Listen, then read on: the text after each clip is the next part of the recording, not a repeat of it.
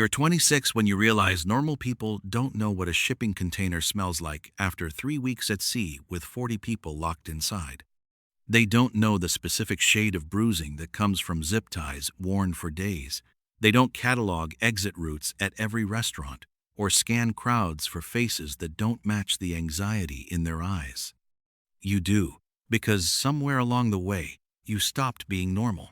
You started seeing ghosts in broad daylight. Your degree is in criminal justice, third in your class. You thought you'd do something important, maybe FBI, maybe international law.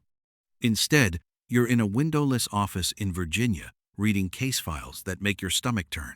The job posting, said investigator. It didn't mention you'd be hunting people who buy and sell human beings like furniture. Your trainer is a woman named Sarah. 48, been doing this for 19 years, laugh lines around her eyes that don't match the things she's seen. First day, she hands you a folder. Don't read this at home, she says. You won't sleep. You read it at home anyway. She was right. The work isn't what you expected. No car chases, no kicking down doors. Mostly, you sit at a desk and follow money. Wire transfers, shell companies, encrypted communications. Traffickers aren't stupid. They've learned to hide in plain sight. A massage parlor that never advertises but somehow stays in business. A farm that employs 40 people who never leave the property.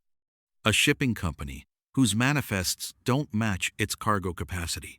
You learn to see the patterns, the inconsistencies, the math that doesn't add up. Every discrepancy is a thread. Pull it carefully, and the whole operation unravels. Pull too hard, and people disappear before you can reach them. Your first real case is a restaurant chain. Upscale, great reviews, 2 Michelin stars. The owner sponsors local charities, has his photo with the governor.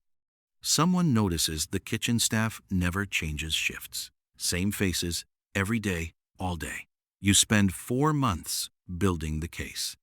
Financial records, surveillance, interviews with former employees who are too scared to go on record. You find 19 people living in a basement apartment designed for 4.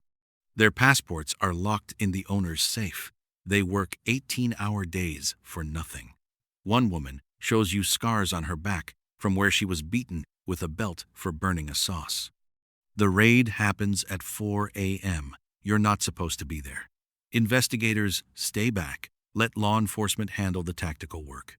You go anyway. You need to see their faces when they realize they're free. Some cry. Some don't react at all. One man asks if he's going to be deported. You tell him no. He doesn't believe you. Trust isn't something these people have anymore. The owner is arrested in his 6-bedroom house in the suburbs.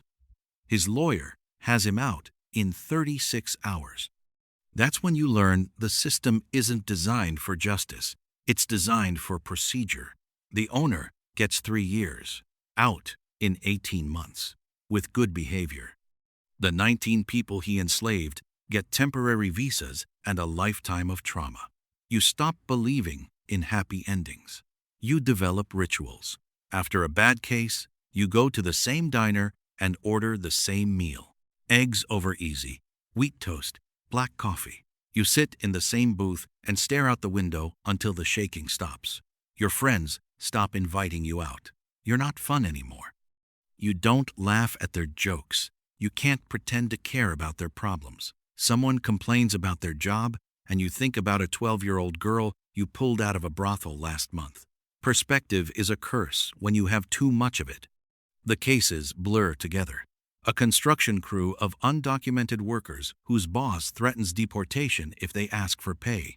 A woman trafficked from Eastern Europe who was promised a nanny job and ended up in a basement servicing 30 men a day.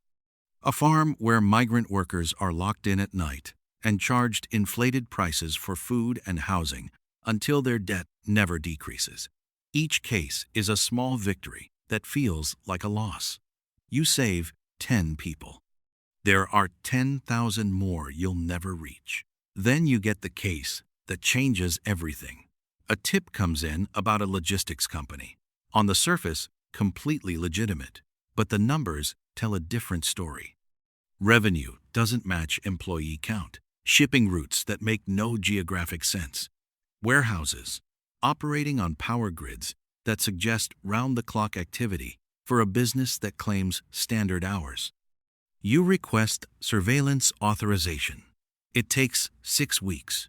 Bureaucracy moves slower than continental drift. You watch the facility for 3 months. Trucks arrive at irregular intervals, always at night.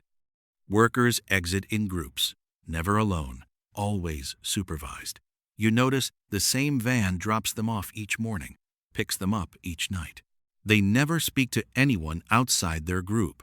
You run the company's corporate registration, shell company owned by another, shell company owned by a trust, registered in Delaware.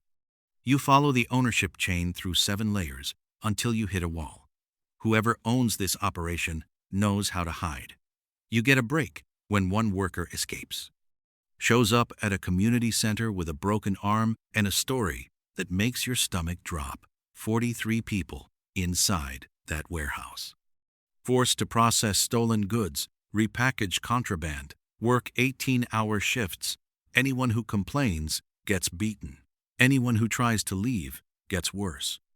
The escaped worker gives you names, schedules, layouts, everything you need. You bring it to your supervisor. She looks at the evidence and makes a phone call. 2 hours later, you're in a conference room with people whose titles you don't recognize. They ask questions about your methodology. Who else knows about this? What evidence exists outside your reports? You realize too late what's happening. The shell company has connections. Someone in the chain of ownership has leverage. Your case is being killed before it reaches a courtroom. They offer you a promotion. Different division, better pay, away from fieldwork. It's not a reward. It's a cage with better lighting. You decline. Clean out your desk that afternoon. No exit interview, no farewell lunch. Just a box of personal items and an elevator ride you'll remember for the rest of your life. You go back to the community center. Find the worker who escaped. Tell him you can't help through official channels. But you know people who can. Journalists, advocacy groups, lawyers who work for free because they actually believe in something. It takes 8 months. The story breaks on a Tuesday. Front page. Photos, testimonies, financial records you leaked anonymously. The warehouse is raided within 48 hours. 43 people freed. The shell company collapses. Arrests follow.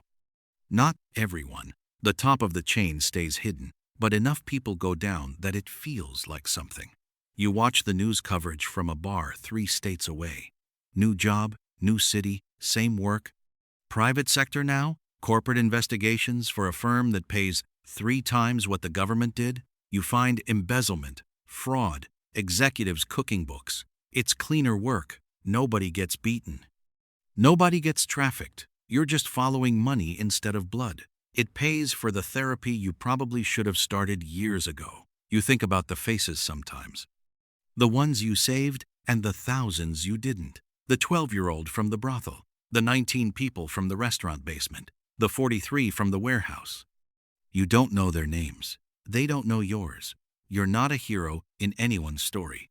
You're just someone who showed up. The work continues without you. New investigators, same cases, different faces behind the same systems. Slavery didn't end. It evolved. Put on a suit, incorporated, hired lawyers. Your old supervisor retires with a pension. The people who killed your case get promoted. That's how institutions work. They protect themselves first and call it procedure. You still go to the same diner, same booth, same meal. Eggs over easy, wheat toast, black coffee. The shaking doesn't stop anymore. You've learned to work through it. That's not strength. That's just scar tissue thick enough to function. You're not saving the world. You're bailing water from a sinking ship with a teaspoon. But someone has to hold the teaspoon. That's the only truth you've got left. You carry a photo on your phone you've never shown anyone. 43 faces outside that warehouse after the raid, blinking in sunlight, like they'd forgotten what it looked like. You don't look at it often. When you do, you don't see victory. You see the ones still inside warehouses you haven't found yet. The work doesn't end because you're tired.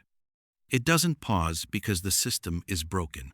Somewhere right now, someone is locked in a room they can't leave, doing work they'll never be paid for, wearing bruises that will never be explained. And somewhere, an investigator is following the money, pulling threads, filling out forms that might not matter. Maybe that's you again someday. Maybe it's someone else. Either way, the teaspoon keeps moving.